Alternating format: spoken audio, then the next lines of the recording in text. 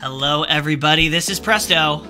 CorporalNosaj. And joining us for a very special guest spot is TSVILLA.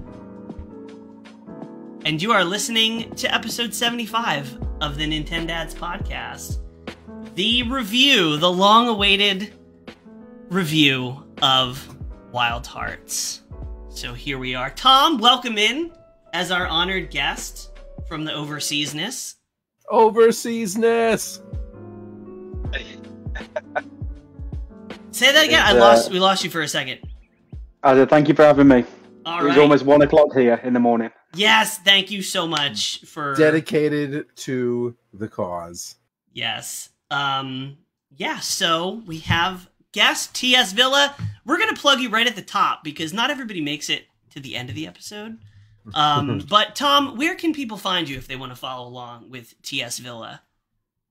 Yeah, I stream primarily on Twitch, so it's just TSVILLA on Twitch.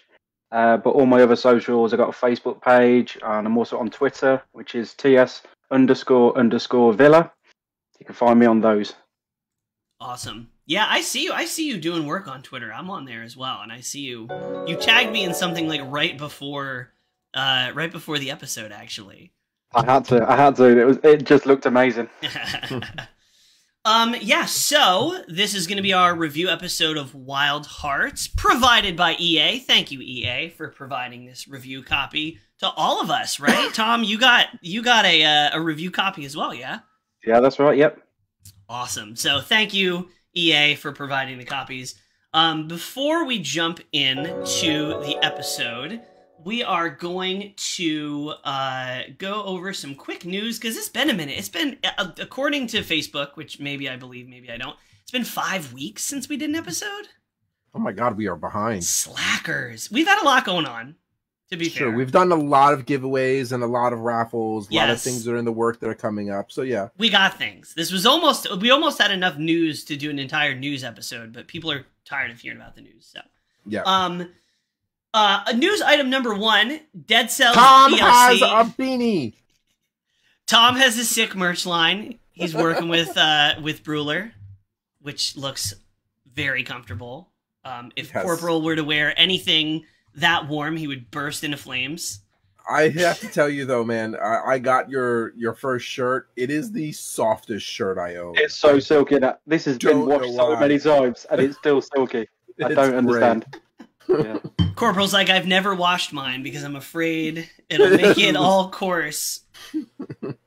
Dead Cells Return to Castlevania DLC is out. I've played the hell out of it. I will do a review on it soon-ish.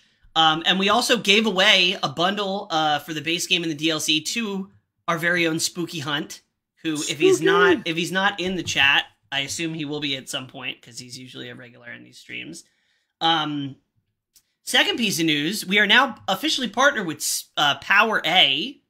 Woo! Power A affiliates. You can use code DADS to save on your next Power A controller / product. And we are giving away a Power A Spectra. It's not lit up because I'm not playing, but this lights up. You'll have to trust me on that. We're doing that giveaway. If you're listening to this within like the next 2 weeks, just pop into one of our streams and type giveaway in the chat and you'll be entered. Next order, there was a Streets of Rage 4 update that we have been playing. I've been playing. It's very fun. Nobody cares about that. The Diablo 4 beta. We played Yes. the Diablo 4 beta, and I'll let Corporal Oh, I was talk gonna say, about this because you gonna allow this to happen? you're gonna hear how the beta went through the eyes of an addict, a newly formed addict. So I will preface this that I am susceptible to this type of propaganda because I have a romanticized version of Lucifer falling from heaven and an angel who fought for what he believed in and has now been cast out, and this beautiful story arc between him and Lilith, Colby of the Gothic age, but that whole story is very, very cool. You wouldn't know it now, but me and Corporal sort of bonded over being sort of gothy emo kids in high school a little bit, and now it's showing a little bit. I'm also the type of guy who my favorite Star Wars character is Darth Vader. Like, I'm the Disney villains hero type of guy. There's nothing wrong with the classics. There's nothing wrong with the classics. So Superjaw, welcome in. You don't say. So because of that, like I said, I'm susceptible to this type of propaganda. So I was very much fascinated with Diablo. We jumped into Diablo earlier on with Diablo 3 and Diablo 2 right afterwards with Nick Yeti. But Diablo 2 was too old and didn't hook me, and Diablo 3 had a different grind mechanic, and the multiplayer function just was absolutely broken. So because of that, I didn't dive in as deep as I wanted. So when Presto was like, "Oh, Diablo's coming out, you should try it," I'm like, I will because you all will, but whatever. But then I tried that demo. I tried that demo for several hours, and then they locked me out of the demo, and I was like, okay, I don't need it. I got my hit, and I'm okay. I don't need it anymore. Just a couple more hours. One more dungeon. The next day afterwards, I was feeling it. The withdrawals so bad so that I re-downloaded Diablo 3 and I started playing that again. And then off of my gaming time, I was sitting on the couch hanging out with the wife. We're watching a movie, and she was just like, "What are you doing?" I was like, I'm playing Diablo. No, leave me alone." I've got the mobile game on my phone, and now I'm playing Diablo on the mobile game. And I'm texting Presto, and I was like, when is this game going to release? Like 2 months. It's right around the corner. 2 months. I'll tell you what, Fate Maker had a similar experience. He really wasn't that interested. And then he jumped in, and him, and Nick Yeti cleared house through a stronghold. And he was like, okay, I'm getting this.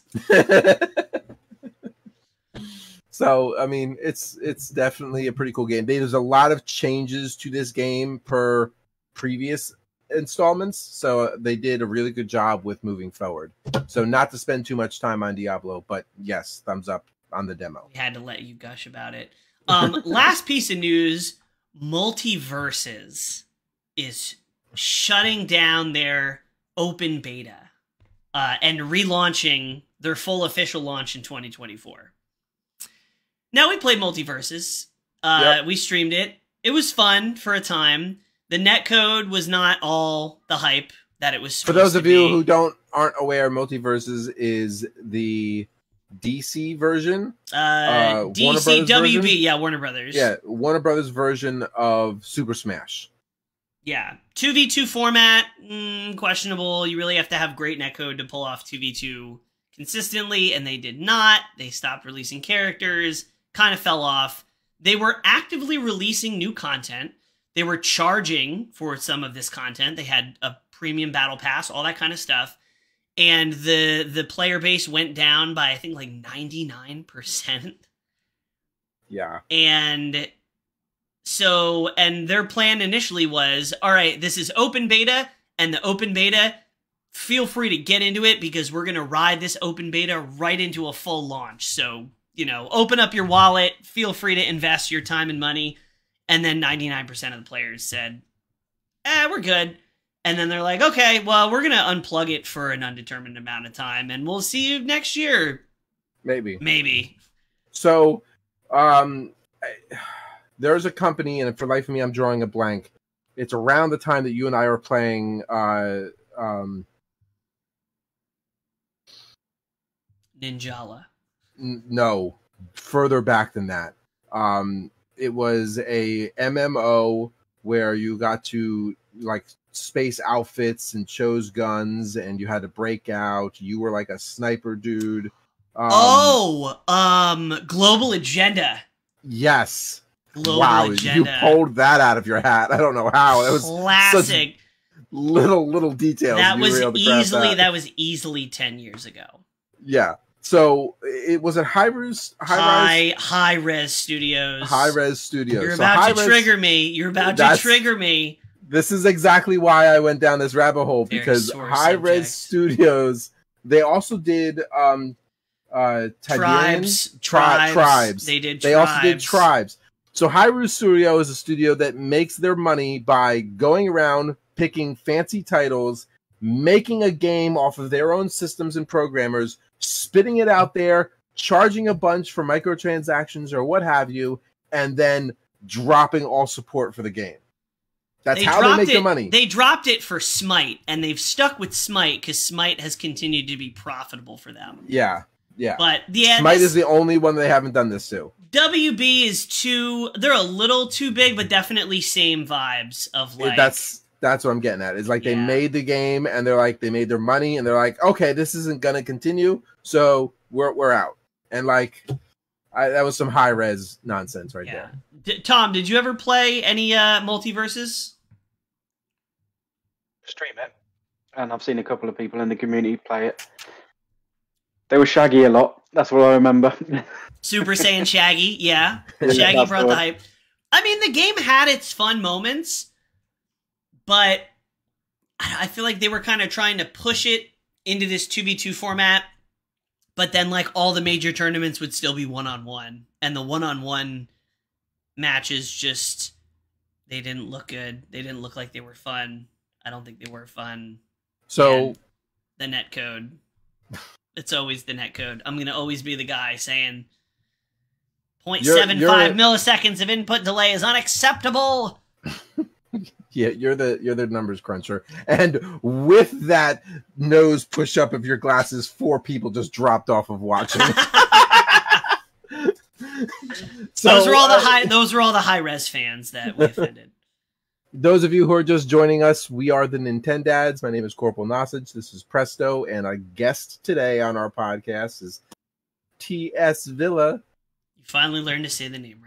Yeah, it's because I want to call him That's made my year, that is. T Silva. It's T Silva. Just you know what's easier to pronounce? Tom. Just Tom. Yeah, there's only 3 letters. They're really hard to get out of order. I just say Villa. Just say Villa. Villa. There we go. The villain. Yo, the TS throws people off. Yo, Mott. What's happening, Mott? Terms of service Villa. So what if we're going to move the next section out of news before we beat any of these other studios to death? What have y'all been playing these days? Tom, I'll let you. Even though Tom is the only person that I already know the answer, but Tom, what games, any new games that have caught your fancy? There's a small game that's just come out called Resident Evil 4. I've heard of that. Remade it. Yeah, they've remade it, and it's absolutely incredible. Definitely contender for Game of the Year. I've been hearing a lot of Game of the Year talk about the... Super fans out there have been very butthurt about the idea that you can't save the dog in the very beginning.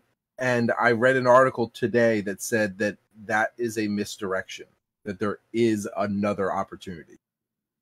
To save the dog? I haven't played the game in forever, in Resident Evil, there's a point where there's a dog in a bear trap, and you can save the dog from the bear trap. But supposedly, I've done that. Yeah, so I thought you could. I've not seen that you couldn't, but yeah, I have. So supposedly, there's a section in the game where there is a dog. You show up to where the bear trap is, and he's dead. But it's a misdirection because there's another opportunity. Okay. My only main gripe with the game is they changed the voice of the merchant. Yes, I generally still love him. I still love him. He's still cool, yeah. The OG merchant, because on my stream we got the redeem, and you can just compare the 2 voices. What are you selling? Got something to show you, stranger. Yeah, it's just fun. It's just fun. Superjaw over on Twitch chat is like, what?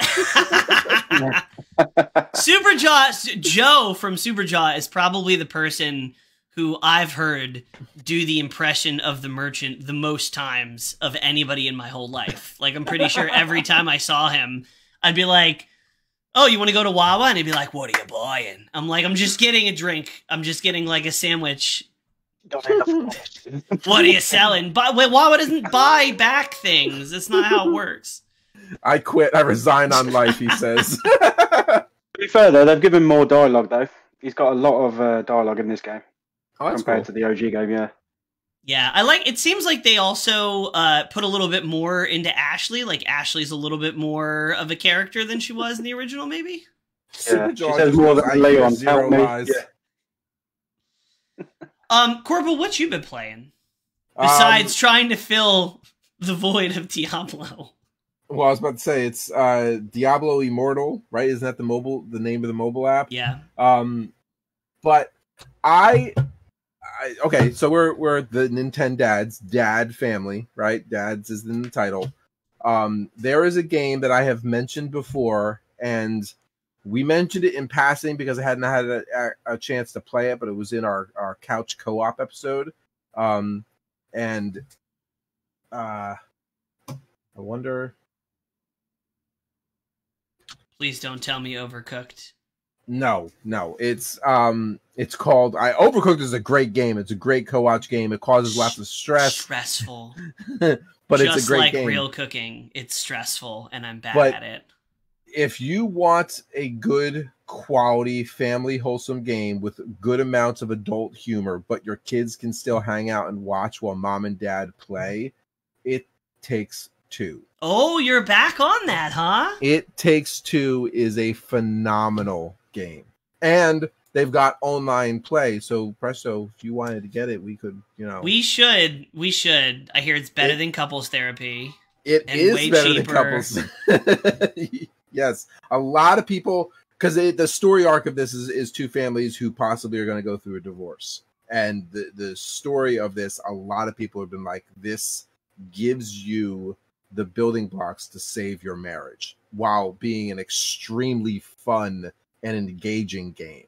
And I have to say, it's pretty good. I'm open to playing it sometime if we ever get a gap in games to play, because I just feel like we're under an avalanche of games lately. We can wait for you and I to start having a divorce, and then we can play it. Once the papers are filed, it comes with a code for It Takes Two. I've been playing some Wild Hearts. I've been trying to get through to the end game because they keep adding stuff. I've been playing a lot of Dead Cells through the Castlevania DLC. Super fun. Little Streets of Rage in there with the update, some things. And I found myself slowly drifting back into Horizon 5. Playing more with the controller than the steering wheel, though, because it's such a project to set up the wheel and, like, go through all that. But, yeah, little Horizon 5. I don't know if you saw the video I sent you on TikTok, but with you going to St. Louis next week, I was like, we need to build these racing rigs. And it was a video of these sick, tripped out, like 4-screen panel. Don't put ideas in my head, Corporal. Don't put ideas in my head. Good stuff. All right, last section, and then I swear we're actually going to talk about Wild Hearts. What are we drinking? Corporal, I know what I'm drinking. What are you drinking? I'm drinking. It's a company called Stash, and I'm drinking Dragon's String Hot Tea. Dragon's Heartstring Hot Tea. Why are all the drinks you drink have dragons involved? You're talking about Dragon's Milk? Yes, Dragon's Milk. Dragon's Milk is a great stout. If you like a dark beer, it's a great stout. Dragon's Heartstring? Yeah, Heartstring. Yep. Why? Yep. Is that how you pick out your drinks? There's a dragon in all of us. Considering I'm a guy who's Leo is my astrological sign, you'd think I would pick things that were more lion-esque, but no. I guess. I think it's because you live in Florida and it just feels like you're on fire all the time. So you're just like, dragon, yeah, that makes sense. What are you sipping on, Villa? Well, as it's 1 o'clock in the morning, I've got some hot coffee. Hot coffee, yes. Yeah. Champion. That's what I like to hear. I'm sorry, I thought you were going to make the hot coffee joke from Grand Theft Auto. Oh, God. Banned. But usually you're sipping on a different drink, right? An energy drink, perhaps? Yes. So, yeah, I'm sponsored by Ready to Rumble energy drink. Yeah, so it's an energy drink that's endorsed by Michael Buffer, the ring announcer for boxing. So, yeah. Oh! Any long streams, I'm always got that. Yeah. I didn't know it was endorsed by him. but now the name makes sense. That went right over my head for as many months. He's on the back of the can. I'll show you next time I stream. He's on the back of the can as well and everything. Oh, that's great. You should get like a fake microphone, like tie a can to like a wire, and be like, ladies and gentlemen, welcome to the stream. Yes. That has to be a redeem. I've got to do that. I will Nighthawk, welcome in. I think I have like 25,000 points on your channel, so just make it like 5 points, and I'll just redeem it. You doing that? This is my great joy and my great sorrow, because this is my last can of it. I am sipping on Bubbles, one of my favorite drinks from Rheingeist Brewery in Cincinnati, Ohio. Huge shout out to the Urban Axis Cincinnati crew, Ryan and Shay, for hooking me up. They brought this to me when I was in Durham a couple weeks ago at an axe throwing tournament. All the way from Cincinnati. Love Rheingeist. Delicious. They had it at my local liquor store once, and I cleaned them out, and they never got it back. Like, you guys give me more of that Rheingeist? They're like, why? So you can buy out 4 cases of it? No. You lost. See, if the Borelli's liquor store was still in town, you'd be getting paid. Yeah, the problem is it would still be in Lavalette. I'd rather just drive to Ohio. All right. So, with drinks and news and shenanigans out of the way, Wild Hearts. Cue, like, feudal Japan samurai music. Feudal Japan, a lion head comes bursting through the center of the screen. Like, there's lion things. head, dragon's head, something. Dragon. I was going to say dragon head. It's So I'm going to go on just a pinch of a rant here, because this is my sort of like encapsulation of this. So when Tom, we do, you should have tied him down. When we do our standalone video review, we might just clip this section out. But my idea for the review was called "The Truth About Wild Hearts." Partially because I do love some good old fashioned clickbait, but also because that is a string that is sort of like a theme in my playing of Wild Hearts. The truth about Wild Hearts is Wild Hearts is a good game. Now, I'm obviously coming from the most Monster Hunter fanboy position you can, so we're gonna keep that in mind. The truth about Wild Hearts is a good game. It's fun, it's creative, it brings some truly interesting new elements to the genre. The truth about Wild Hearts is also that Wild Hearts is not Monster Hunter, and it doesn't need to be. It's its own thing. Everybody makes the comparison, obviously, because that's, it's a hunting game, but it's not Monster Hunter. There's a lot of parallels. You can compare it all day, but if you've played a lot of Monster Hunter and you've played a lot of Wild Hearts, you can tell they're not the same game. They're very different experiences, at least to me. The truth about the game, about Wild Hearts, is it does have some problems, specifically performance issues at launch on PC. Things have gotten a lot better. Still have some minor complaints about the combat and the hitboxes and things. And I feel like the other truth thing about Wild Hearts is that its own game, and the more you treat it as its own game, the more you will enjoy it. If you try to treat it and play it like Monster Hunter, it's never going to feel right. And I'll talk about more how I sort of came to that conclusion on my own. But from a high level perspective overview, what are you guys' thoughts about the game? Tom, go ahead. Every single one of them points. That's spot on. Obviously a big Monster Hunter fan as well, so yeah. I had to go into it as it being a completely separate game. There was no way I thought I was going to enjoy it if I was going in as this is Monster Hunter. So to separate both of them was definitely something I had to do, and I genuinely enjoyed it. But like you said, there are some pluses, there are some minuses as well. So I am not as huge as a Monster Hunter fan as either one of you. So to me, trying to compare it to Monster Hunter was kind of like trying to compare Sonic Sega Genesis and Sonic CD. Like they're kind of similar. They're kind of in the same wheelhouse. But they're different games, right? They are ultimately different games. And that's very much how I looked at it. It was very much a monster-esque game. Now, at the same time, I came into the genre playing Dauntless when it first came out. So that was my first taste of a Monster Hunter game. So if Dauntless is the bottom tier and Monster Hunter is the top tier, Wild Hearts does a really good job about being on the upper side of that spectrum. I forgot that we played Dauntless before we played Monster Hunter. Yeah. We don't talk about our past. I'd be curious to try and play Dauntless again now that we've really sunk our teeth into Monster Hunter. Go back, play Dauntless, and see what it plays like. I'm all for it. It's a beautiful looking game. As long as you like games that look exactly like Fortnite, it's definitely a gorgeous, gorgeous looking game. So I guess let's start with the world, because that to me is the biggest like initial difference. So when you say the world, do you mean the world as a whole at large, or are you referring to like the bases and the maps? Yes. The world, I guess, the world of Wild Hearts is its own world. It's set apart from Monster Hunter, obviously. It has its own story.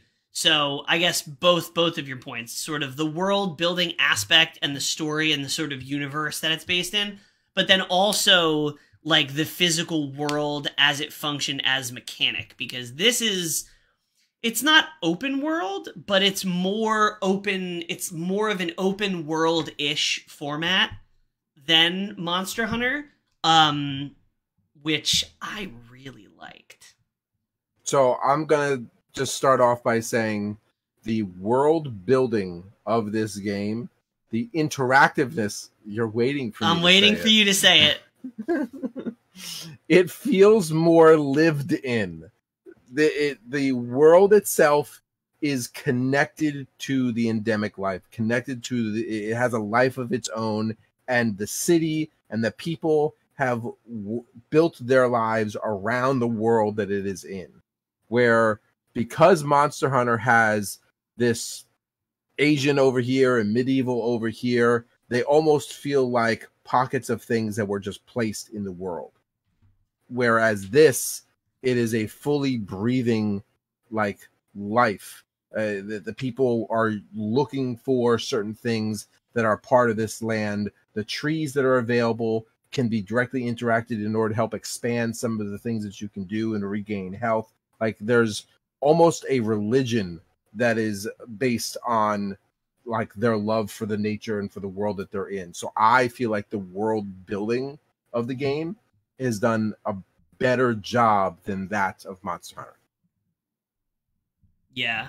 Also, and I know this is a point that you've mentioned on our streams in the past, is that, and I'm going to try to steer the conversation away from just making comparisons to Monster Hunter, because it's easy to just do that for the whole episode. But in other games where you go out, you hunt a monster, you come back, you make armor, you hunt out, this in the story, and I remember when this happened, you were like very excited about it because you care about story and things like that, is that you have reasons. The reasons that you're hunting and what you're hunting and where and why are tied into the story. So early on, you have to fight, you're working your way up to fight the lava back, which is sort of the big like rage monkey in this one.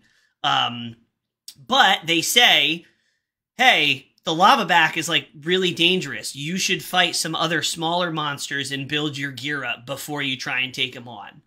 And boom, that one line of dialogue now gives you a reason to hunt these lesser monsters on your way up. And it's like almost like breaking the fourth wall explanation, but that usually doesn't happen in hunting games. It's just, okay, you have to hunt 3 monsters and then you get to fight the boss. And this one actually but there's no reason as to it. why. Exactly, yeah. And so the story building in this game I mean, Tom, I don't know if you've experienced that, but the story building in this game, I feel like, gives a purpose and a meaning behind the beats that they provide. Yeah, I understand exactly what you're on about. Yeah, seeing you play Monster Hunter to then seeing you play Wild Hearts, I understand where you're coming from with those points. And I usually skip dialogue. I'm not a story guy. We've had this episode of story versus graphics versus mechanics. Graphics, mechanics versus story, and I'm going to ask that question at the end, but go ahead. But I will say the story, although there was some moments where I was kind of like, oh, cringy. The story and how it was portrayed in Wild Hearts was pretty well done. There was some good voice acting. Maybe too many cutscenes because they give you like a little talking cutscene. Like I appreciate that every time. Honestly, so you're able to skip individual lines, right? So if you hit the button, you can skip individual lines. They are, and from an English major, they are very wordy. They provide 5 lines of dialogue where they could have done 2. There's 20 words in a sentence where they could have done 12. But they can convey the same amount of message in a shorter segment. So I'm somebody who's doing this on stream, somebody is streaming this, and not a lot of people are going to want to listen to all of the wordiness. They want to see the fight. I can read it real fast, know that after the first pause in the sentence, I can skip because they have portrayed the meaning of the sentence already. Yeah. And then they just add flower to the words after. So I give them the first half of the sentence and then skip. First half of the sentence and then skip. Yeah, I actually found myself doing the same thing. So you can give a faster beat to those cutscenes. And I'm not going to sit here and say that was done on purpose, but I can almost guarantee you that it was. I think when it was written that way. Yeah, business up front for those people like me who are just spamming the skip button. Yes. And I appreciated that. Yeah. Interesting take. What's up, Spooky? There's our Dead Cells DLC winner. I knew he would be here. Tom, what did you think of the open world sort of aspects, the base building? Like, to me, that's the biggest difference in Wild Hearts from Monster Hunter and other hunting games. Howdy Felzers says, I loved it. The fact that you can build the structures called karakuris. So you can build them and they stay there, unless they get broken. So you can keep coming back, to each environment and they will still be there. I think that was a great idea. And using them for fighting as well. It just mixes up the fight. It doesn't just rely on you and the weapon they're using. You can mix up every single fight that you have. To your point, it makes the combat bring the surrounding or the environment into the battle, not just you and the monster. Exactly. It's not like you in an arena. You're actually using everything you've got in the environment as well. Like you said earlier with the where you got the rocks and the stones and the trees, you can break them down, you can use them as well. So you're always looking around what's in your little environment. I did like the fact that you could build different bases, and I saw some other streamers making like a very comprehensive zipline setup. So like they would look on the map, they'd see where they needed to go, and within like 3 little zipline trips, they were there. And I never took the time or had the patience to set those up because I just wanted to fight all the time. But I could see if you really settle down with the game, you could really make these maps like your own. The beautiful thing about it is that you may not have put that effort into it playing the game at first, but to Tom's point, it stays there on the map. You then can go back to the map and build it how you want and utilize that on your next run through. Yeah. And I like open world games in general, so the fact that this was leaning a little bit more towards open world, it was cool, and I think that is going to sort of push the genre in that direction of open world, because hunting games, I mean, Monster Hunter World was more open world than previous titles because you didn't have loading screens between the different sections. So I think going forward, the next Monster Hunter, the next Wild Hearts, I think it's going to lean into that theme of being more and more and more open world. Exploring and traversing the map using the Karakuri, whether it's through the propeller and the fan system, or if it's the zip lines, really helps you get around a much larger map than what is usually provided to you in other monster hunting type games. And I'll be honest with you, that larger map is a lot more interesting to me. There's so much more to find. There's also height to the map. There's caves and tunnels and streams and mountain-esque areas and cliffs that you can get on, trees that overhang the edge of a bluff that look over the top of an ocean, and you can climb up into the tree. Like, there's a lot that you can really explore. Yeah, the maps are for sure very like dense and interesting and beautiful. Like this is a beautiful looking game, and the graphic fidelity after they patched some things up on PC was really cool to see. Lighting, just the flora and the fauna moving around. I will say my one complaint about the open worldness is, and this is part with the map and part with the monster AI, but I felt like I spent way too much time chasing monsters around. Like, you fight them, they run, and when they run, they are like buying a train ticket and like taking the express to the other side of the map. And if you don't have that intricate, and maybe it's my fault for not hooking up the intricate, having a zip line system. Amtrak system set up for the zip lines, but I found myself like being like, no, please don't run, please don't run. All right, this is gonna take, So I have an interesting take on this, but Tom, did your monsters take the Hogwarts Express as well? Yeah, I can relate to that big time. Okay, so I found that because I was hunting a lot of times solo, that it didn't happen to me as much, probably because I wasn't doing as much damage as needed. And I think those escape moments are because when we're doing in co-op, they are taking too much damage too fast.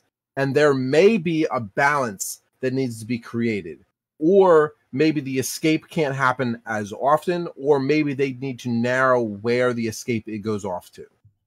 And maybe it's also because I know there are some trap karakuri that you can use that I don't make use of enough. And maybe it's about anticipating when you think they're going to run and then using a trap so that they can't run. I don't know if that's a thing, but I just thought investing of that. more time into the katakuri and what it is that you can use with them. Yeah, that makes sense. So overall, world building, awesome. Open world stuff, definitely a new welcome sort of thing in the genre. Maybe a little bit too big, maybe a little bit too much There's runaway no action. such thing as too big. I think the size of the map is phenomenal. I'll disagree with you on that. Well, I mean, as far as the monsters running away, too big. The like I said, the escape mechanic that needs to be tweaked, but the map itself is fine. Yeah. My one complaint about the escape mechanic, and it was only with this one specific beast, and it was the bird, the raven or whatever.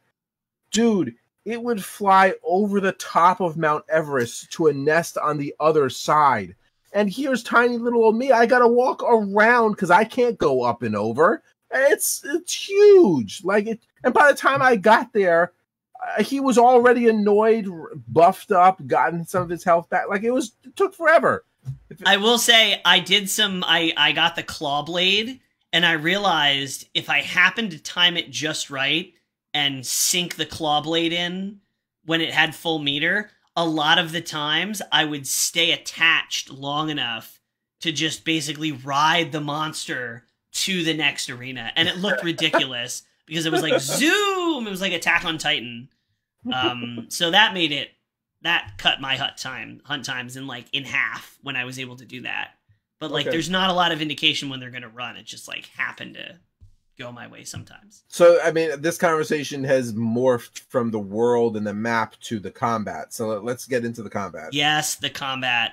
Yeah, so there are a bunch of different weapons, and they all sort of have analogs to some other things. You have the typical big sword, you have the bow, you have the, slow range cannon type stuff. But the main thing that sets this apart is the ability to use the karakuri in battle. And Tom, I will let you talk about this because you brought it up before about how that's sort of an interesting new point in this game versus other hunting games. I loved it because it's not something that I'm familiar with in games. It's a new thing.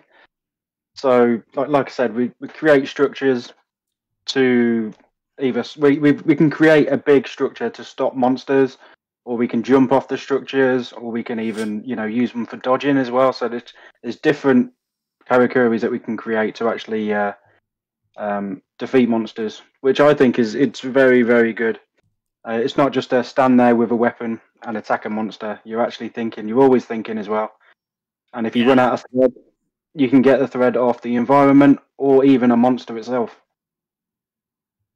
Yeah, I will point out that for those of you who don't know and you're thinking about buying Monster Hunter, think about katakuri the way Batman would think about gadgets, or maybe if you're playing a MMO and you need an area of effect or crowd control device, you can use the katakuri to make a wall or make a springboard or do different things that you can quickly build there in the battle arena to control the monster that you're hunting.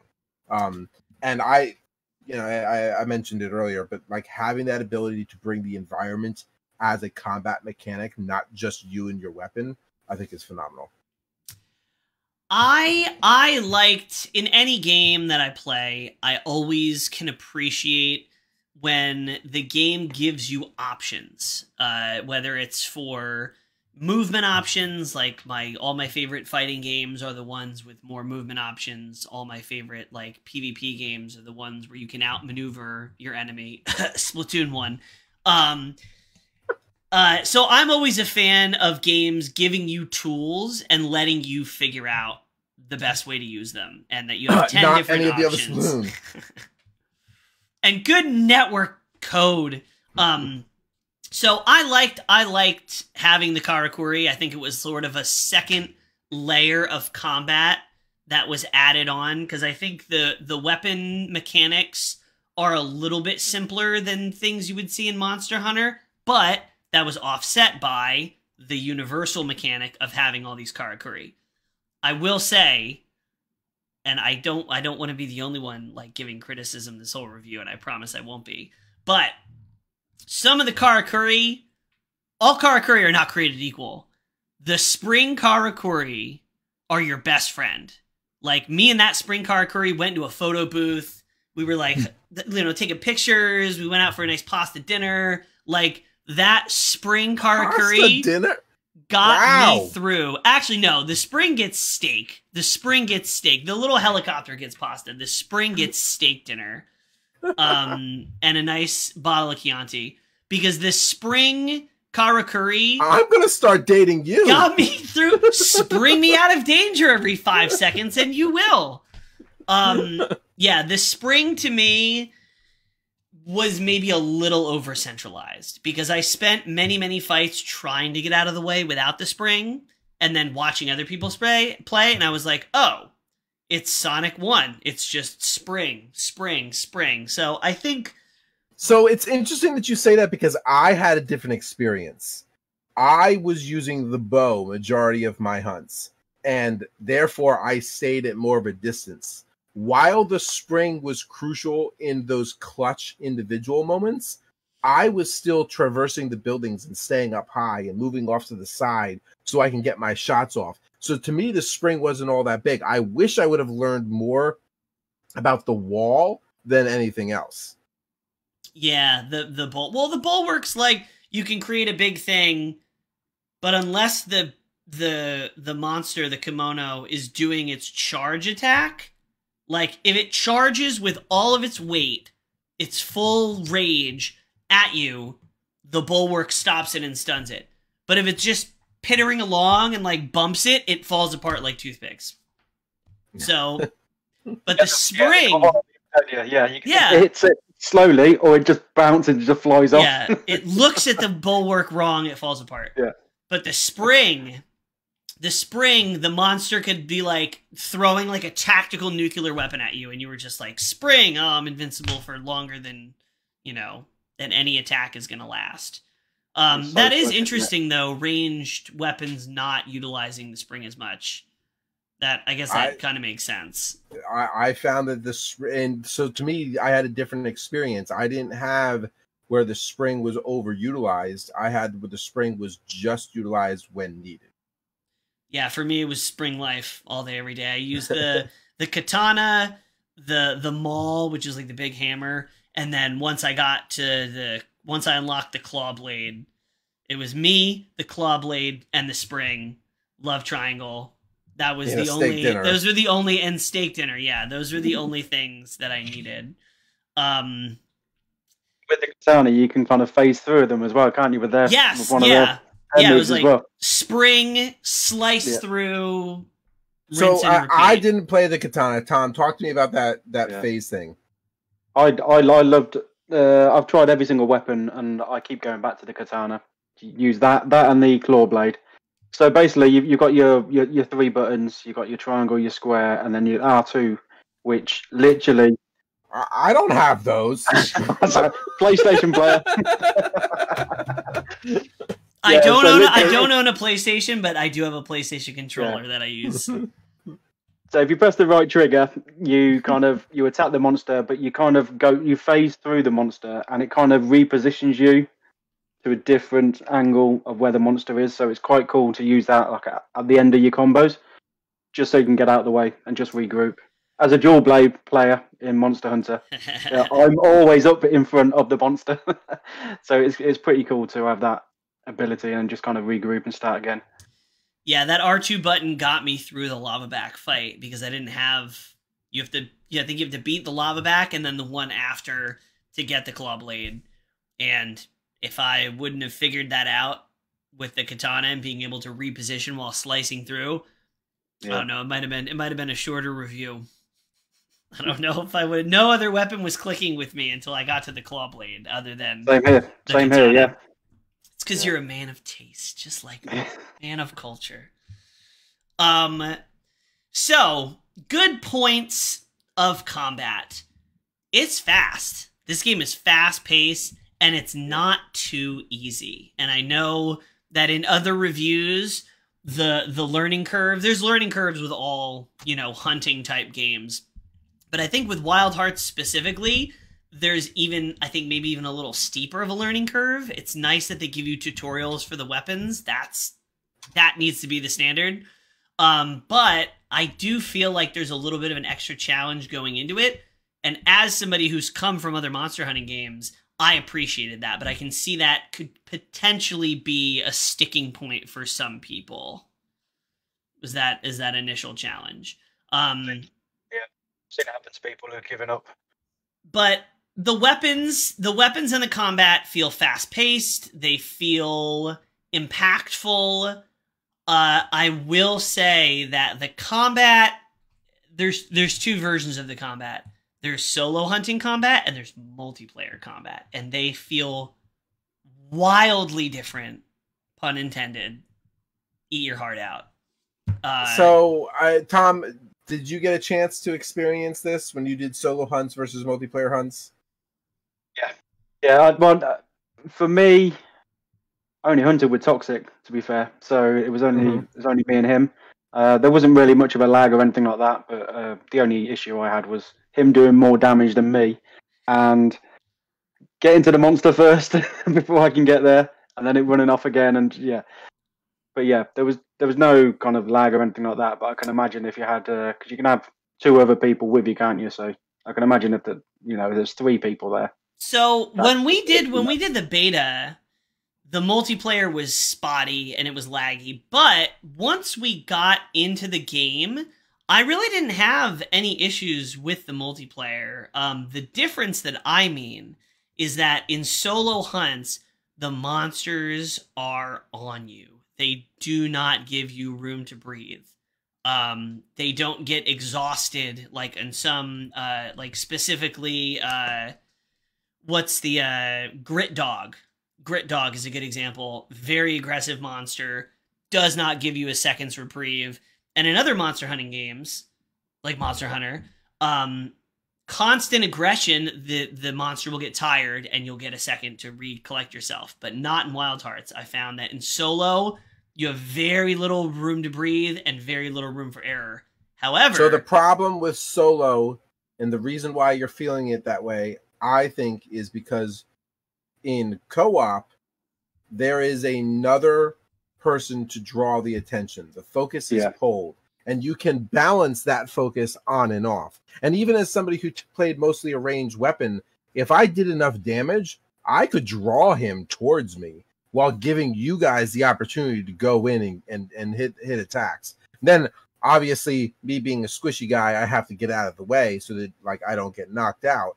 But I think the ability of changing the focus is key. I truly think the game is built on the multiplayer realm better than it is on the solo realm, because you are not able to change the focus on solo. Yeah, I enjoyed the multiplayer hunts significantly more than the single player hunts. And that for other games like Monster Hunter, that's not the case. I really enjoy multiplayer and I really enjoy single player.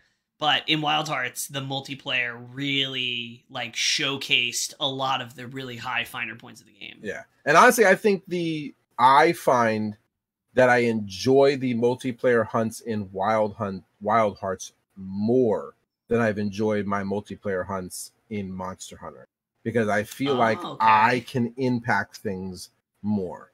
And I don't know if that's because of the weapon that I've chosen or my play style, but I feel like I can be more engaged and impactful to the hunt in Wild Hunts, and therefore I'm more engaged and more enjoying it. I have to focus a lot more in Wild Hearts. Yeah, there's no autopilot. There's no autopilot in Wild Hearts. Yeah. But Wild Hearts, I'm like, I've kind of likened it to like, you know, I've recently played Bloodborne and Elden Ring, and I'm looking at it that way when I'm fighting.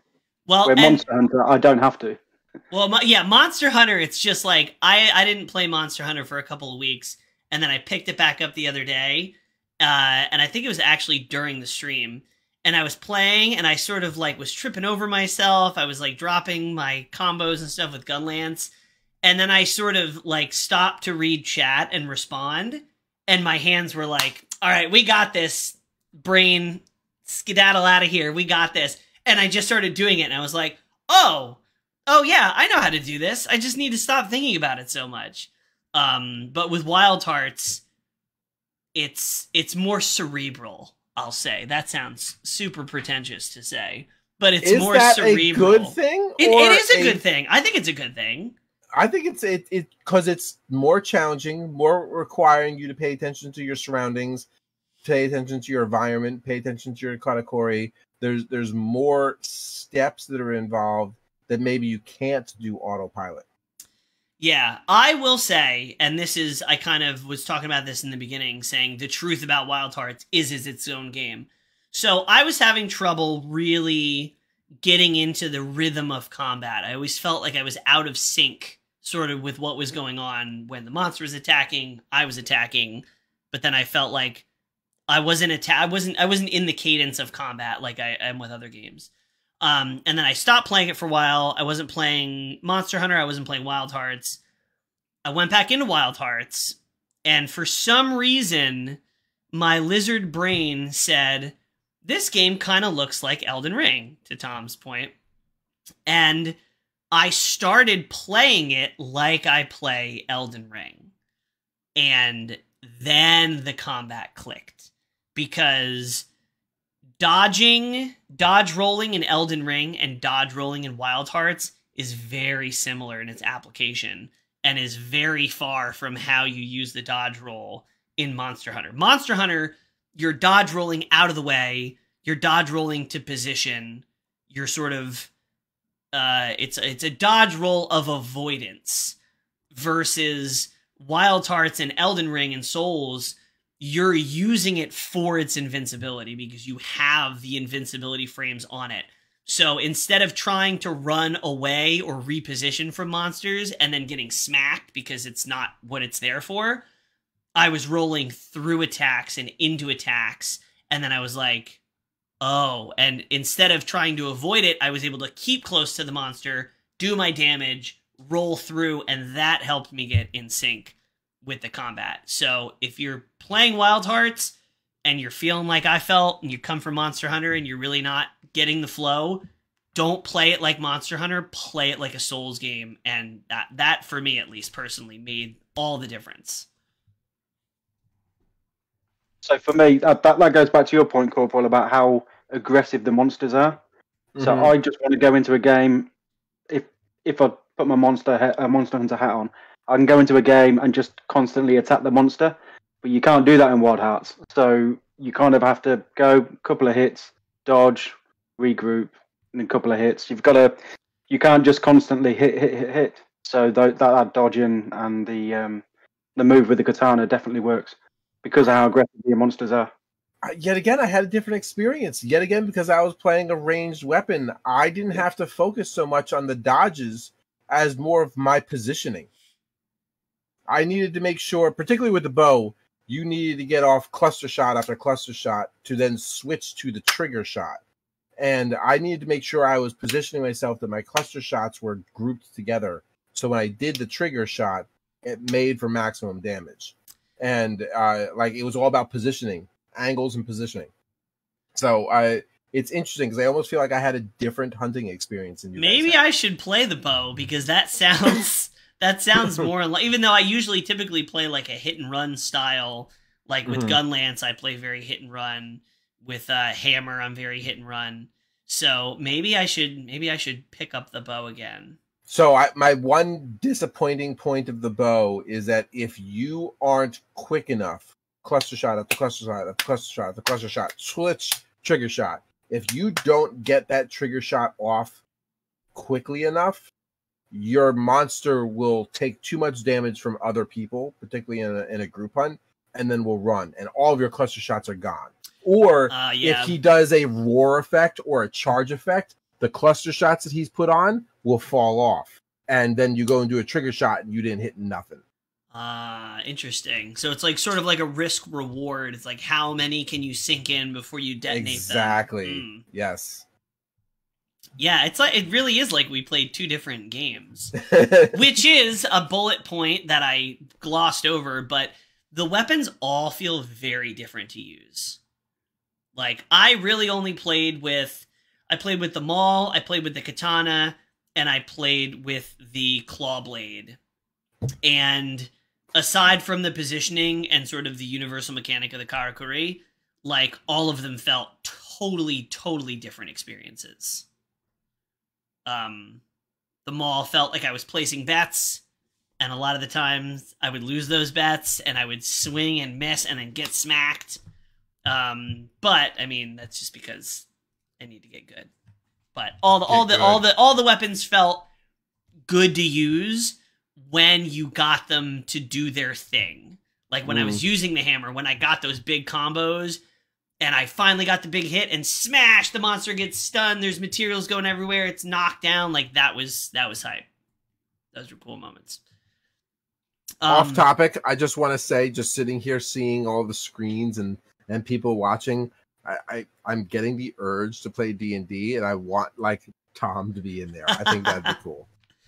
Tom, you gonna come in for a guest spot on D&D? I could do one.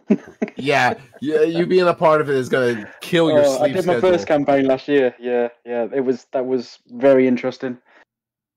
You can come in as our merchant. Yeah. What are you buying? So yeah, combat is fast paced. Karakuri is good. I wrote it down, so I have to say, because I have Corporal loves these when I say this. If I was stuck on an island and I could only bring one Karakuri with me, it would be the Spring Karakuri. Yes, Fate's in the chat. Tom should 100% come to a session. Yes. You know what? Our sessions go so late that it might actually work because you could do it as a morning session, like when you're waking up, and we would still be up. I think that would be... That leads into my work. Yeah. Oh, that's funny. Just pretend you're on a meeting. Yeah. It's like, guys, it's an important call. I gotta take this. So now... I'm going to make a comparison, and I'm going to get into some of the criticisms I have about the combat. I saw this in the notes, and I'm not sure how happy I am about you making this comparison, but I'll let you have it. Overall, the combat is good, right? It's fast, it's impactful, the weapons feel different, playing multiplayer and single player feel different. Wild Hearts to Monster Hunter. As someone who's come from a Smash background, I would say comparing... Wild Hearts to Monster Hunter is very akin to comparing Super Smash Bros. Ultimate and Super Smash Bros. Melee. And there's obviously lots of, you know, I'm really reaching for some of this, but bear with me. Ultimate is obviously better looking. Ultimate has a lot of quality of life things. It's got new mechanics. It's got more options, baked into the game. Obviously, Melee has all the advanced techniques and stuff. But when it comes to Smash Ultimate, there's sort of a game plan. It's polished. You have some of the niceties, some of the modern things, and it feels good for the most part. Ignore the fact that Ultimate has online, like trash online netcode. That's not part of this comparison. Monster Hunter is more like Melee in that I feel like when I'm playing Melee, when I used to play Melee, when I could actually play Melee with some degree of skill, that it was tight. Everything felt really, really tight. Sometimes it was a little too tight. Like sometimes things needed to be really, really specific to work. And I feel like when I play Monster Hunter, I get that same feeling of control. Where Melee and Monster Hunter are a waltz and a dance that you're doing with your opponent or your monster, Smash Ultimate and Wild Hearts is more like a brawl. Like Tom said, you're using everything at your disposal. You're using this. You're getting knocked around. You know, you're building things. You're jumping off of them. It's more of a scramble than a dance. And that's not necessarily a bad thing because there's plenty of people who prefer Smash Ultimate to Smash Melee for its, you know, greater flexibility and open-endedness. So that's my comparison as far as that Corporal doesn't like. Do you notice that I went to sleep during that whole thing? Okay, so why? Okay, so what you? The floor is yours. So the one thing that I want to point out about Monster Hunter that, or excuse me, Wild Hearts that separates itself from Monster Hunter is the revival mechanic. When you are playing multiplayer and you can revive your teammate, you change the game. That is not only do you change the game, but you also create this immediate moment of risk. Can I pick him up in time before I get knocked down myself? Can I turn the tide of this battle and bring my two teammates back who are down? Or do I sacrifice them, let them go back to camp, they cart, and I try to maneuver myself to keep myself alive? The revival mechanic is, I think, one of the best parts about the co-op version of this game. I wholeheartedly agree. In my the most exciting moments that I've had playing the game were trying to revive or trying to get revived in multiplayer hunts. And that, because if you have 3 people and 2 people are down, you really have to make that decision. Do I try and stand on my own and hold them off until the other 2 get back? Or do I try to revive them? But if I get clipped while I'm reviving them, that's 3 and we're done. So perfectly placed wall, isn't it? Perfectly placed wall. Yep. Get beyond the wall. Unless the monster sneezes at the wall, and then you're shut out of luck.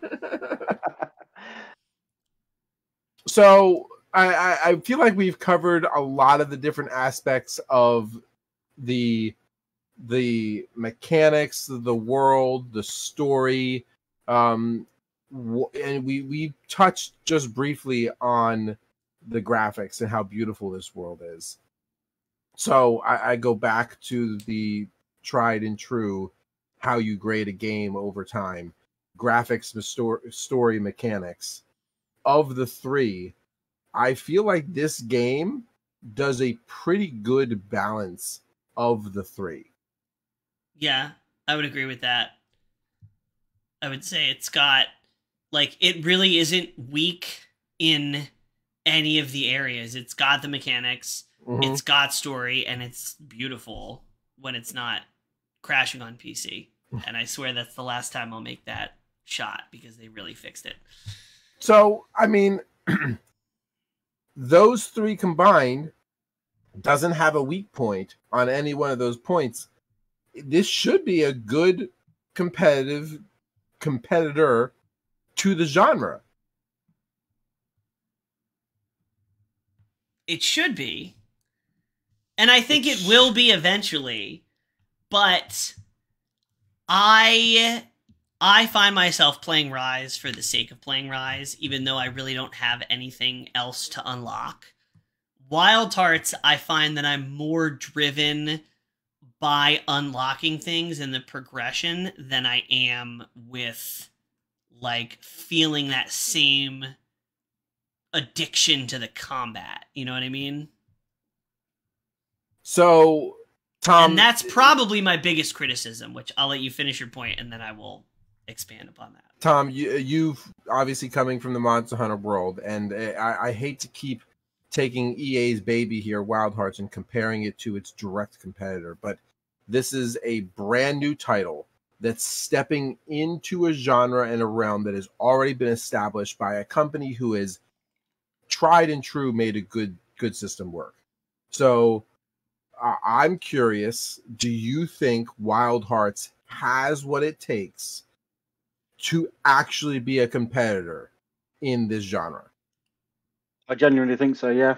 I think it's a good building block from where it is. You know, this is where they're starting. Then they could just do their improvements. Like I said, with the mechanics are sound. I love the mechanics. Like you said, with each game going forward, is, you know, they just develop stories. They can do that. Graphics, you know, I had a gripe, but I think it was my monitor. I didn't think it was next gen graphics, but you know, everyone was having a go at me because it might have been my monitor. Because it is only next gen. It's not like PS4 or, you know, anything like that. It's actually PS5, your Xbox, and your PCs. But like, those things can be sorted moving forward. So, like you said, it's a good standing block for the first game of this type from EA. To be fair. And so there's the key word. It is the first game in this title, right? How many times have we have new Monster Hunter titles, and how many things have they improved and gotten better they've had on? 20 years. They've had 20 years to perfect the formula. So. And you made, I think, a beautiful comment there, where Wild Hearts is more of a brawler than it is of a dance. Where Monster Hunter, there's a dance, there's a rhythm. Where this is more of a very wild, animalistic hunt. And I think I like that a lot. There's a lot that this game has to offer that Monster Hunter and other games in this genre do not. The world building, the base building, the integrated into the map thing that stays there and can come back to. I think that they offer enough to this genre and to this title that really sets them apart and different from the others that are in this.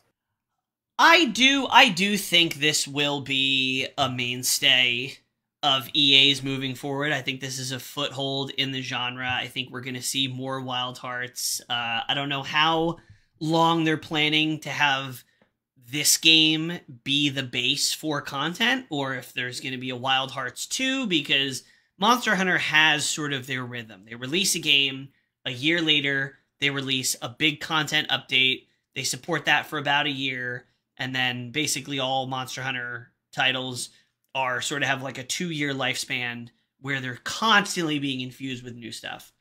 So it'll be interesting to see what the development cycle of content is on Wild Hearts. I do think, again, I think it's its own game. I think it's its own, it's obviously in the monster hunting genre, but it's its own thing. It stands on its own two legs. It's got enough going for it. Like Dauntless is Diet Monster Hunter. Wild Hearts is not. Wild Hearts is its own creature. And I think that, Lorenz, welcome in. Wild Hearts is getting wilder. I want it to get wilder. I want to see what more comes to it. And I think that's one of the things that may be pointing against EA's Wild Hearts, and that is that too many people, us included, look at it as another title in the genre, and we're immediately comparing it to Monster Hunter. Well, it's almost not fair. To be fair, they did lean into that. If you look at the cover of Wild Hearts and the cover of Monster Hunter Rise, one is a big scary cat and a hunter with a longsword. The other one's a big scary dog and a hunter with a longsword. Like, if you put them next to each other, it's kind of silly how the feudal Japan theme. Yeah, it's there. I'd like to see Wild Hearts continue to be its own thing and drift further apart from Monster Hunter mechanically, story, thematically, everything. Yep. Yeah. So I think it has the building blocks it needs to grow. I will say I have to put in this criticism, even though we're praising it up and down, and we'll continue to praise it, but I have some very specific pointed issues, mostly around the combat. Everything else is pretty cool. You know, all gravy with the story and the graphics. Combat, for the most part, is very engaging. Like I said, it's more cerebral. You have to really think. You can't just attack. You have to take it more as an Elden Ring, where you have to balance when to go in, when not to. But some of these hitboxes, man, don't make no damn sense. I have raged too many times because of it. Yeah. So that is the biggest criticism, not just between us and our fans and obviously other content creators like TSVILLA and his community, but I've seen it in the Reddit threads as well, that the hitboxes just don't add up sometimes. Yeah, and to be fair, again, Monster Hunter, 20 years to get the hitboxes, and you'll still get a rogue one where you're like, no way. But you also made the point that we were on the phone the other day where you were saved from an attack and you shouldn't have been, and you were mad about it because it didn't make sense. Yeah, and that's the thing, is like the hitboxes. I would love to see like a debug mode for Wild Hearts, because these hitboxes, like, it's not that, oh, I gotten hit when I don't think I, like, no, the hitboxes do not make sense to me. Because there are so many times, as often as I will get killed or clipped or thrown from some invisible force, the same amount of time I will be standing there and I'll be like, seeing my life flash in front of my eyes. All the Karakuri I've ever built, the monster slams down and I should be dead and I don't take any damage. And I don't, like, I'm equally as blown away as the amount of times I've survived certain death because of the jank hitboxes, as infuriated as I've gotten from dying from, like, you know, the boar sticks its nose into the ground and, like, an entire forest sprouts and, like, 1/3 of the map is now a hitbox. The other major gripe I have is the camera. Got the same level of frustration from the camera as, like, Super Mario 64. I was about to make that comparison, and I'll be honest with you, yet again, I didn't have that problem. Oh, yeah. Probably because I stayed far away from the monster. You're making long-distance calls, yeah. Yeah, if you get hit into a corner, you might as well put a blindfold on. If there's any sort of thing in the environment between you and the monster, good luck. Like, the camera... There's a leaf in front of you. And I don't know why. I don't know what the answer is, because the camera seemingly operates very similar to other hunting games. It's just, I felt like in some hunts, and I don't recall which ones, there were some hunts where I was not fighting the monster. I was fighting the camera, and the monster just happened to be there, like, as a spectator. And so I have no solutions. I only have terrible horror stories of being destroyed by a third-person camera, which suddenly became first-person, like zooms into your skull. It's like Karakuri is now an MRI machine, and you can see inside your character, but that doesn't help. That doesn't help the fight. Anyway. So, go on. Go ahead. I was just going to say there's some other nitpicking points, like the stamina is hard to see in the middle of the battle, and in a lot of situations where you're fighting monsters, it feels like the only solution is to move to another state while they do their thing, because there's attacks where it's like 10 seconds of the monster like charging up, and you just have to walk back and stand there and wait. And it's like there's nothing else you can do. Maybe there's a Karakuri. Yeah, he's just gonna do something. You know it's coming. You have time to walk away. You walk away. He does the thing. An entire apartment complex comes up like in Fortnite. Big trees, fire explosions, whatever it is. And then you walk back and then the fight resumes. And I found myself being like, am I missing an option that I can do? Or is this just like, this is just how it is? I just found those points of battle like weird. You brought something up about the stamina and where it is on the map, and it immediately made me remember I made the comment that the UI in this game is definitively better than I feel the UI in any other Monster Hunting It game. is. It's clean except for the stamina. I don't like the placement of where the stamina is, because I constantly lose track of it in the midst of trees and camera, you know, getting frisky. Tom, did you have any such frustrations with the camera, or is that just a personal thing for me? Yeah, like obviously Corporal wouldn't have had it with the bow. Yeah, definitely in tight spots. Like you said, with the corners and stuff like that, it's frustrating. I do like to. I don't even think about doing it. It's just a reaction.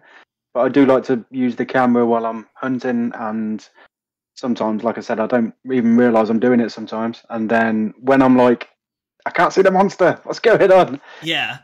Then I just kind of lose it, and I'm like, I need to sort the camera out.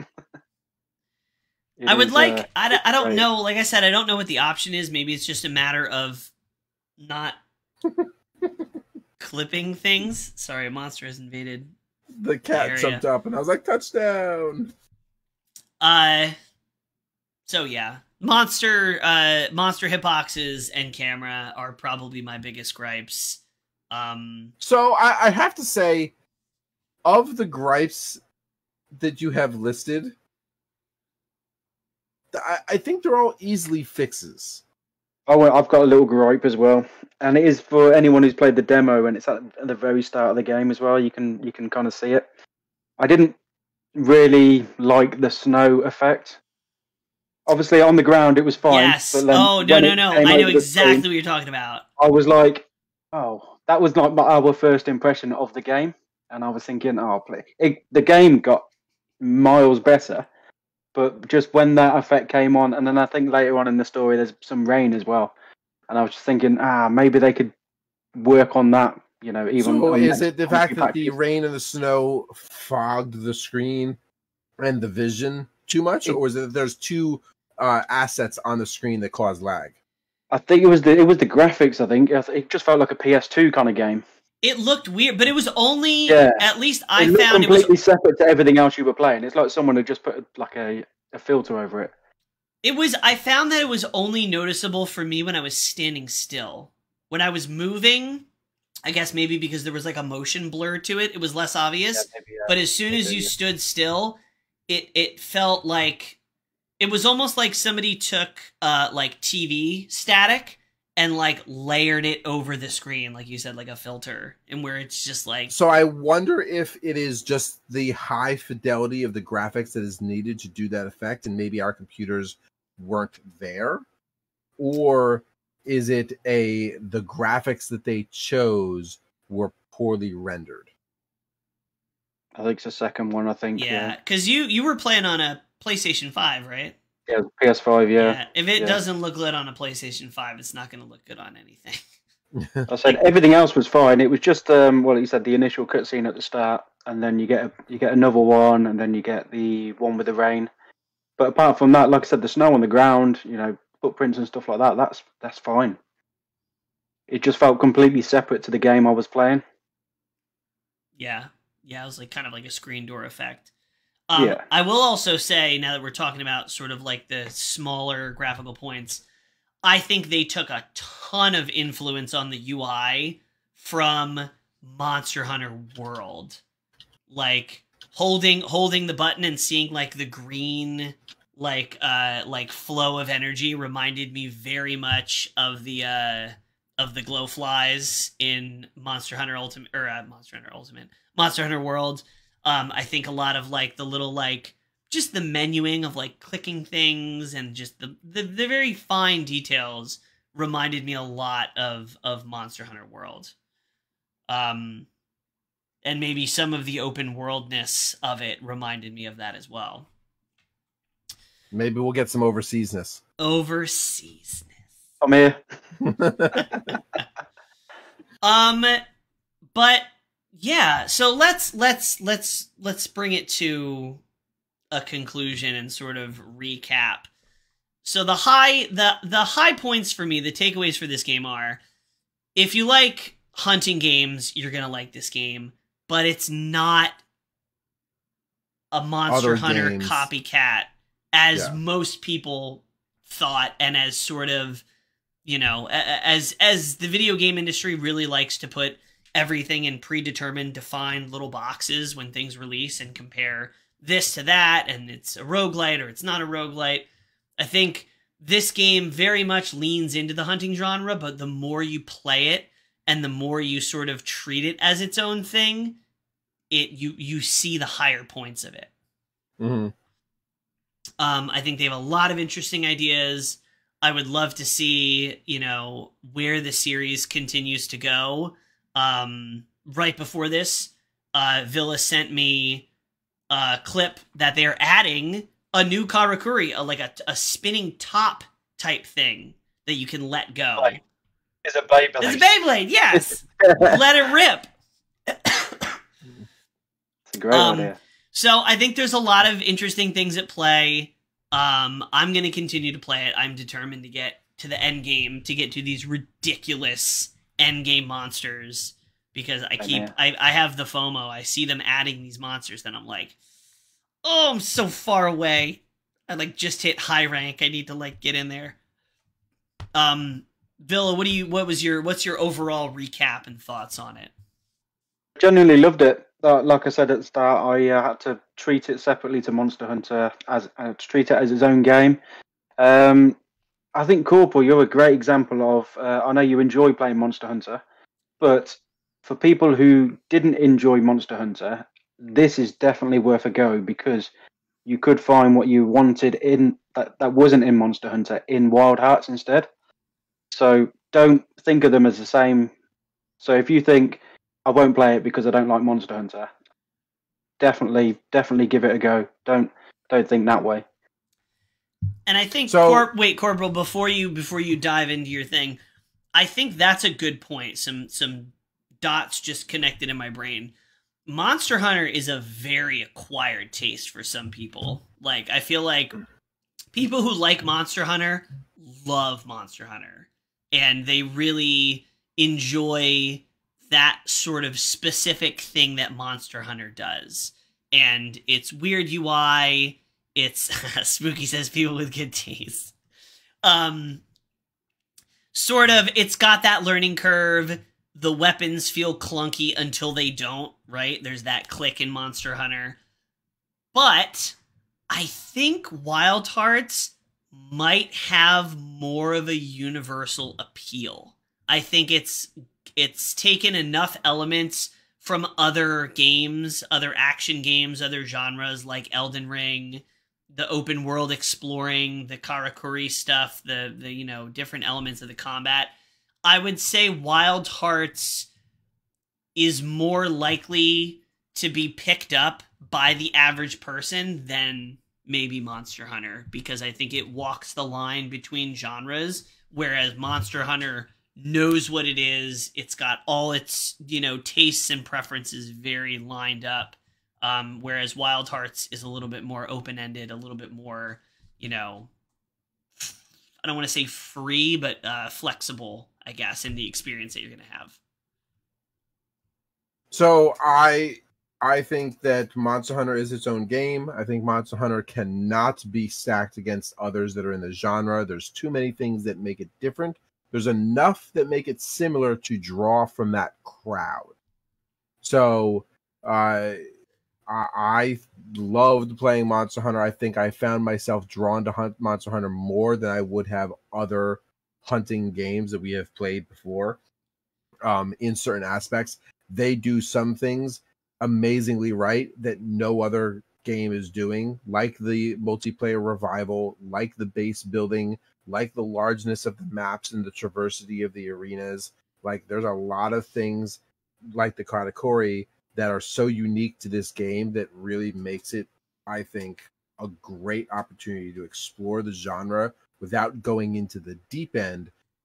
So it's like the people who like Dragon Ball, and then they're automatically assumed, oh, they're going to like all the anime. Like, Dragon Ball, while it is anime, is not the weird deep dive anime that a lot of people do get dived into. The only other thing I can say is it almost Americanized of something else. It creates its own. So would you say that Wild Hearts could possibly be a better fit for more casual player, more casual gamers than Monster Hunter? Most certainly. Okay. I say that because I think that it creates enough that it's new, but it isn't pigeonholed into what other things are. Yeah. It's got more flexibility, more popular, more common flavors, I guess, in the elements that they work with. Fate Maker says, he hopes that the player base remains up. Hopes that the quality of the game stays up, and EA has a reason to continue to invest the time and effort into a product, something that they don't always get a chance to do. I completely agree. Grabtacular, welcome in. He says Monster Hunter has taken great strides towards being more approachable since Monster Hunter World, but it still has that reputation of not being good for newbies. And that right there is the point that really separates Wild Hearts from the Monster Hunter genre. Yeah, it's a maybe an easier entry point. I'd be curious for people who have never played hunting games before and Wild Hearts was their first, because everybody's playing this through the lens of they've played Monster Hunter and now they're playing Wild Hearts. But I'd be very curious to hear if there's people's experiences where Wild Hearts was their first hunting game and then they moved to something like Monster Hunter Rise, and what their opinions and thoughts would be going in the opposite direction of most people. Mm-hmm. I might post a Reddit thread on that. Just be like, if you played Wild Hearts and then Monster Hunter, tell me your experience, because I think that's a very interesting perspective. Yeah. Yep. Cool. Well, I think that'll about do it. What were you gonna say, Tom? I said that would be interesting as well. I don't know anyone, to be fair. I think everyone's got Monster Hunter 2 Wild Hearts. Yeah, especially with how popular Rise and World both were. And that's purely because that Capcom has created a game that's been around for such a long time. Yeah. They're out there. I'm going to find them. I'm going to find that person that started with Wild Hearts. The backwards people? Yes. They're like, well, I get out of bed just like any other person. I walk backwards into my bathroom. They do everything backwards. All right. I think that'll do it for us. Again, super big round of applause for TSVILLA for coming through. Follow him on Twitch immediately, right now. Go. Corporal, do you have anything else you'd like to say? TSVILLA is an amazing streamer, content creator, and friend, a great supporter of this channel. He does a lot of great things with his community. He is consistently growing and in many ways has built a platform that well exceeds ours. And I am so grateful to have him as a part of our circle. So thank you very much for coming on as a guest. Thank you, man. Thanks for the words. I'm so glad that I found your channel. Honestly, I think it was through Monster Hunter Rise as well. Actually, probably, yeah. Probably. I just got a Nintendo Switch, and I wanted to play Monster Hunter Rise with people, so I found you guys. There we go. Yep, that's it. That was it. Yeah. William over on Facebook. I played Monster Hunter World first and wasn't my thing, though. I did enjoy Rise more, and then this came out and it really clicked for me. I love the combat and most of the weapons. So while he may have had some taste for Monster Hunter, it didn't click for him, and he enjoyed Wild Hearts more. I will say that when Monster Hunter came out, we played the Rise demo, and then I went to World, and World didn't really click with me either. I really didn't get super into the series until I really got into Rise. So similar experience. Yeah, with World, I really hated it, and then I went back 6 months afterwards, and it's my most played game on the PS4. So yeah. Well, my daughter was doing history homework, and I asked her if she asked me if I knew anything about Galileo, and I was like, he's a poor boy from a poor family. And there it is. There it is. Everybody's cue to go to sleep. Poor boy from a poor family. I was singing that the other day, and I didn't know why, but now I know why. It was you in the future that the joke was so bad, it burned me backwards in time. That's how you know. Galileo! Oh, boy. Galileo! That's everybody's cue to go to bed. All right. Thanks for coming by, everybody. We will see you on Thursday for our next stream. We got news. News is coming. We got more and remember, news. if you want to be a part of the giveaway, drop the words giveaway in the chat. Say giveaway. So you can be you got like 15 seconds to put giveaway in the chat, even though I think everybody in the chat has already entered the giveaway. Maybe not. I see new names in here. No. Giveaway. Type it. Live it. Love it. All right. Love it. Bye, everybody. Everybody.